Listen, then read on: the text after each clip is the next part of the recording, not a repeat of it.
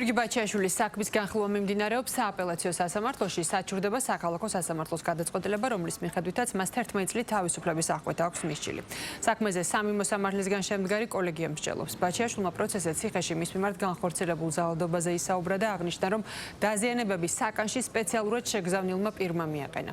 მისი მტკიცებით, ამის შემდეგ მას ადვოკატთან კომუნიკაციის უფლებაც არ მისცეს. მჟავდებული ბაჩიაშვილი საქმეზე საგამოძიებო უწყებას რეაგირებისკენ მოუწოდებს. შეგახსენებთ, პროკურატურა თანაინვესტირების ფონდის ყოფილ ხელმძღვანელს ბიზნა ივანიშვილის ფულის მითვისებას ედავებოდა, საუბარია $39 მილიონ.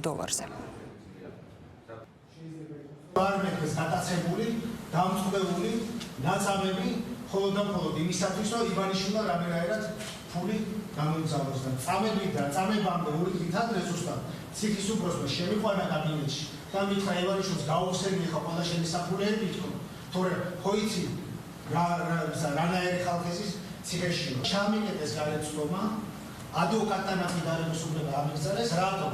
იმიტომ რომ როცა შემოიყვანეს ის ნაძირალად შესაწამებას, რომ ვერ დამერედა და 63 საათი არ უშობდნენ ადვოკატს შეთან.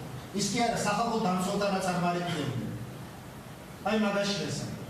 საავადმყოფოში რომ წამიყვანეს, იმ საავადმყოფოში რომ ჰოსპიტალიზება არ მოეხდინათ, რომ ვითომ ჩემი სიმპტომები არ ენახა. ჩემი სიმპტომები ამოიღეს ინფორმაციიდან, მე რასაც ვამბობდი ის არ ჩამოწერია. თავი არის გადასაწყვეტი. როდის შესაძლებელი? იუგენ არტიკულს.